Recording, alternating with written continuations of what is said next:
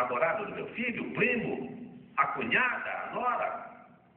Mas o senhor arrumou parente demais. Não, é que aqui tudo é grande. 2 juízes contrataram 165 parentes. Claro que foi um concurso gelado e por isso está hoje o Tribunal Regional do Trabalho da Paraíba sob intervenção federal.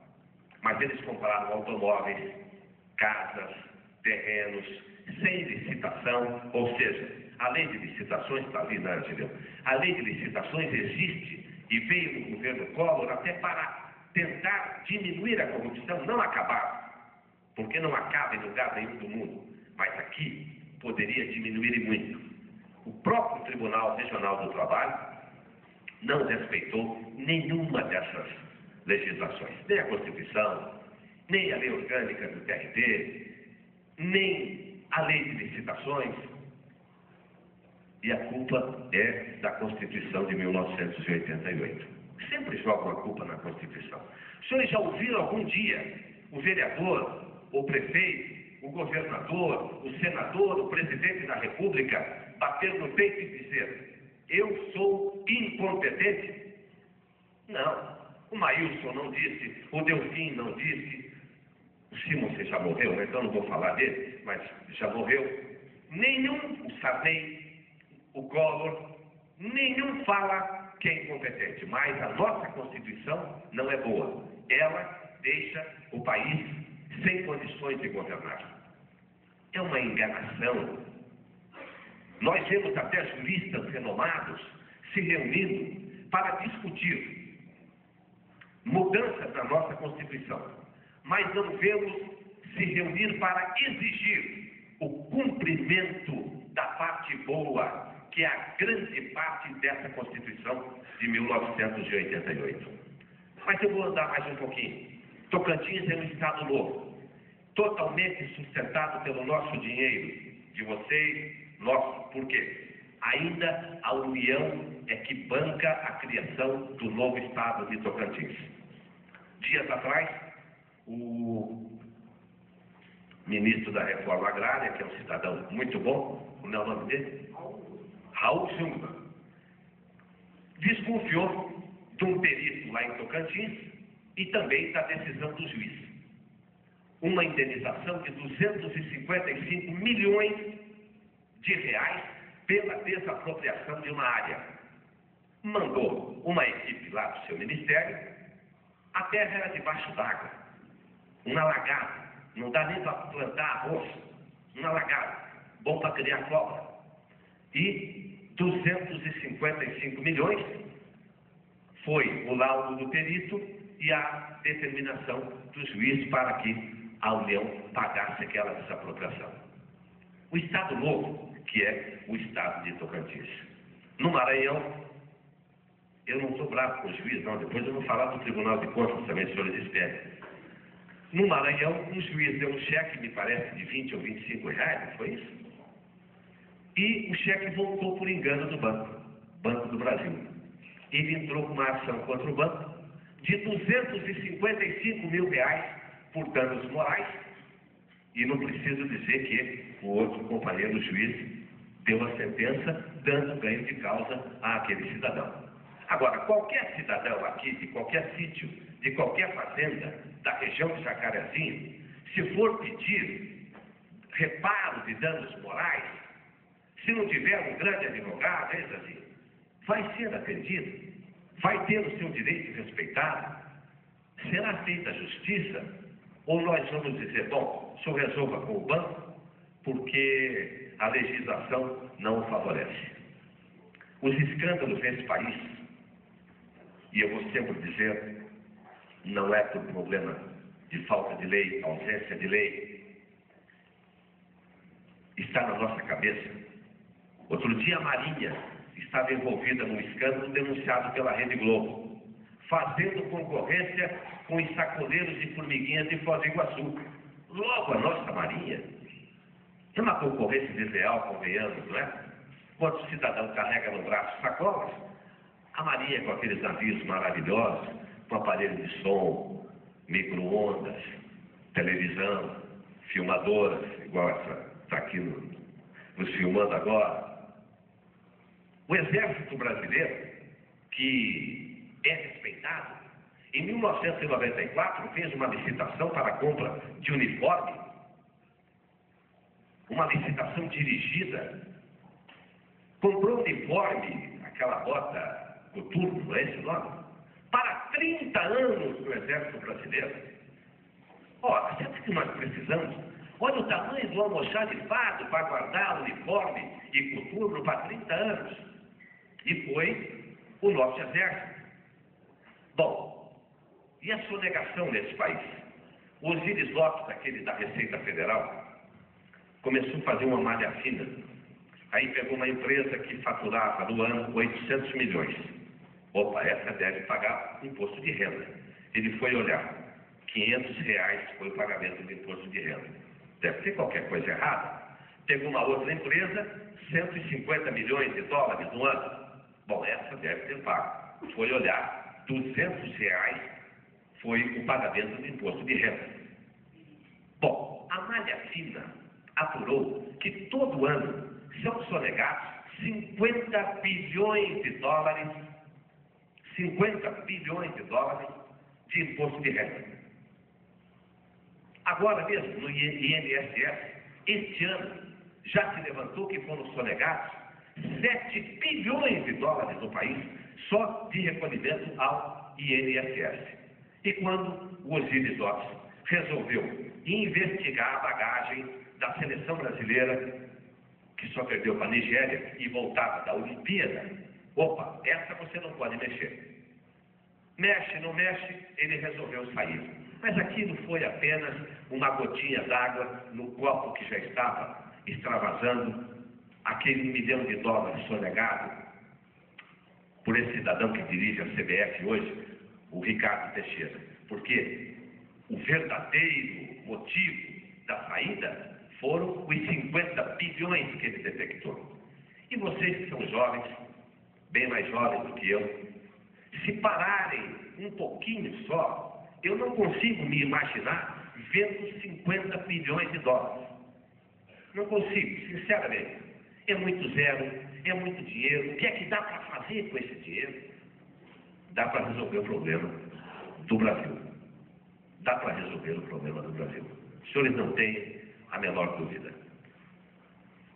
Agora, em mais um escândalo, Paulo Maluf volta da Europa. Há anos atrás, ele estava envolvido com um empréstimo feito junto ao BNDES para as suas empresas.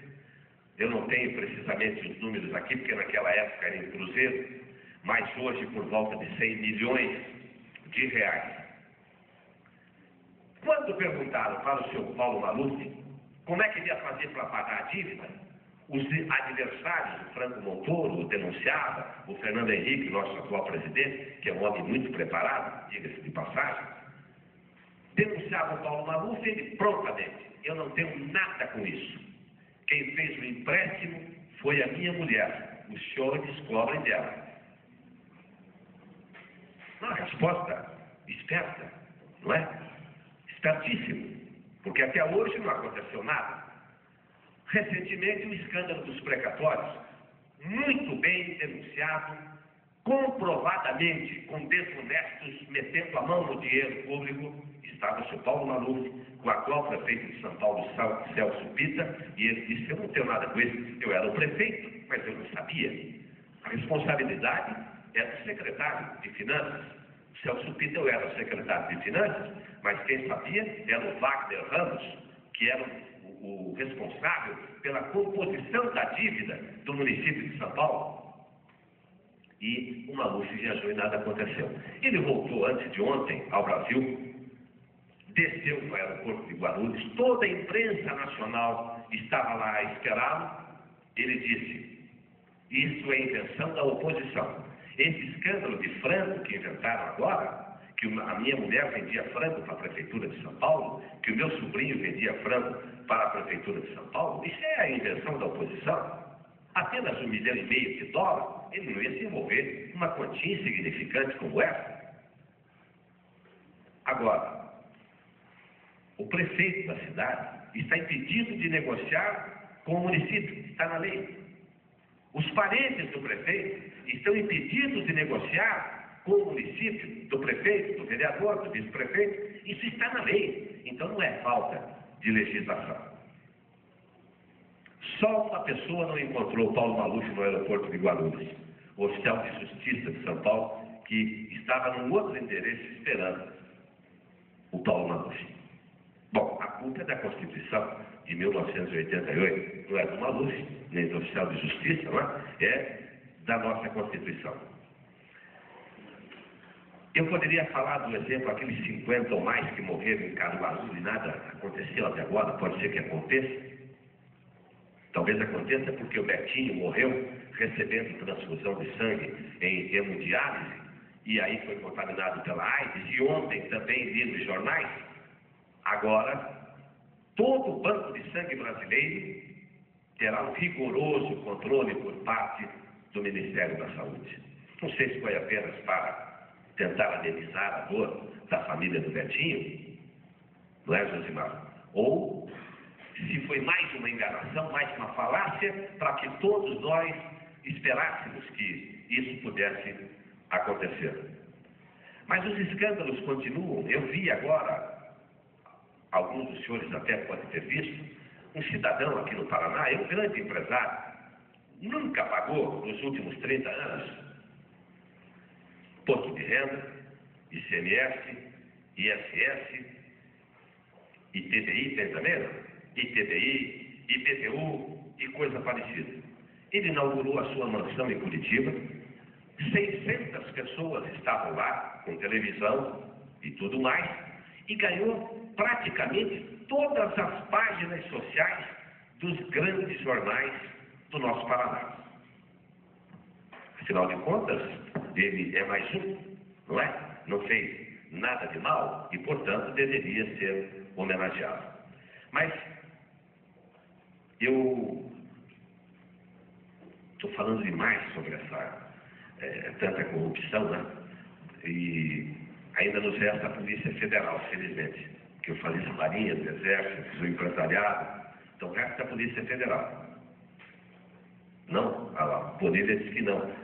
É verdade. Polícia Federal no Rio de Janeiro vendendo arma para os bandidos, armas pesadas para os quadrilheiros, traficantes e bandidos do Rio de Janeiro. Então, verdadeiramente, meus amigos, classe A da faculdade de Jacarezinho, aqui, ó, a nossa cabeça que é o grande problema. A esperteza é o grande problema. Eu estava vindo para cá e anotei até no cartão do hotel.